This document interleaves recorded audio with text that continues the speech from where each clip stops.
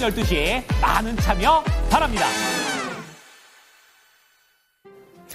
자, 이어서 모닝 리포트 들어가 보도록 하겠습니다. 첫 번째 종목은 AI 소프트워치 엠노가 되겠는데요. 자, 올해 외형 성장과 그리고 수익성 확대가 좀 더 지속될 수 있을 것이다라는 그런 얘기가 나왔고, 여기에 삼성전자와의 협업도 기대가 된다라는 관점입니다.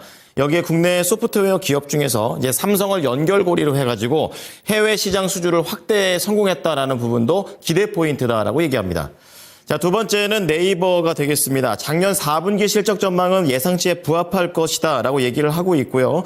올 한 해 키워드는 키워드 시장에서의 내수 점유율 그리고 커머스가 되겠습니다. 모두 회복하는 한 해가 될 것이라고 얘기합니다. 자, 마지막으로 미래에셋증권 보겠습니다.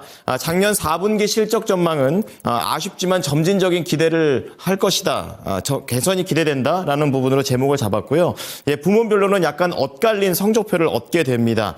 여기에 주주 환원에 대한 노력은 지속되면서 인도 현지 증권사 인수를 완료했기 때문에 올해 1분기부터 매출 쪽에 기대해보자라는 관점입니다. 하나씩 좀 체크를 해보겠습니다. 정수지 캐스터 전해주시죠. 네, 오늘 아침 리포트 살펴보겠습니다. 첫 번째로는 하나증권의 엠노 분석입니다.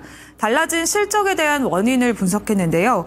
24년 4분기부터 실적이 개선될 것으로 봤는데 특히 지난 3분기 전년 동기 대비 큰 폭의 성장을 시현했다고 분석했습니다. 삼성과 SK, LG 등 고객사별 계열사와 해외 법인양 소프트웨어 공급 확대가 지속됐고 지난 5월에 체결한 삼성전자양 계약이 실적에 반영되면서 수익성 확대를 견인했다고 분석했습니다. 엠노의 4분기 실적은 매출액 238억 원, 영업이익은 41억 원으로 예상했습니다. 올해도 국내 소프트웨어 업체 중에서 엠노의 외형 성장과 수익성 확대는 지속될 것으로 예상했는데요. 삼성 SDS 아메리카양 납품을 확정했는데 국내 소프트웨어 업체 중에서 해외 시장 수주를 확보했다는 점에 의미가 크다고 판단했습니다. 투자 의견은 따로 제시하진 않은 상황인데요. 글로벌 증시를 이끌고 있는 AI 사이클이 하드웨어에서 소프트웨어로 올라가면서 이번에는 엠노를 포함한 소프트웨어 관련주들도 계속해서 수혜를 입고 있는 상황입니다. 지난 11월에는 최고가 72,600원 선까지 올라갔었고요. 그 후에도 단기 조정이 나오긴 했지만 현재도 6만 원 후반대에서 7만 원 초반대의 흐름을 유지하고 있는 상황입니다.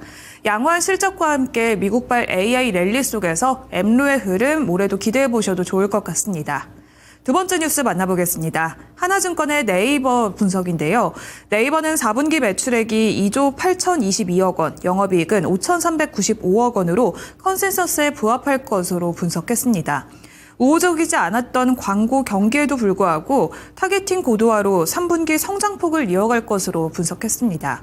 커머스 부분 역시 스마트 스토어와 브랜드 스토어를 중심으로 성장한 것으로 봤는데요.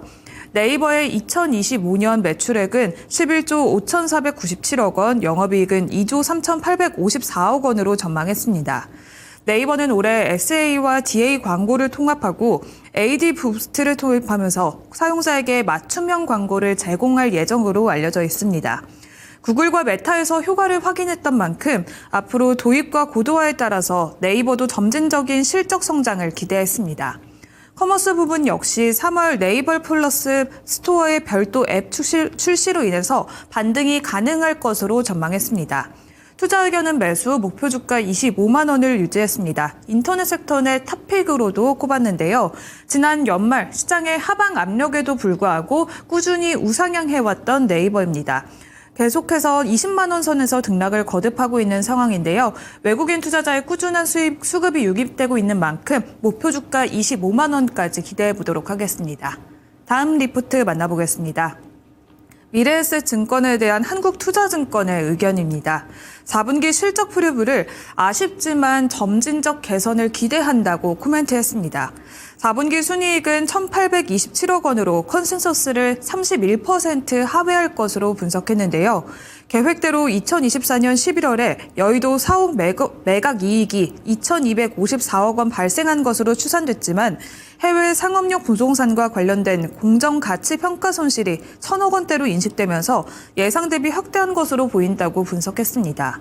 부문별로 보면 위탁 매매 수수료는 1,707억 원으로 전분기 대비 2% 감소에 그칠 거지만 같은 기간 국내 주식시장 거래대금이 14% 감소했다고 분석했습니다.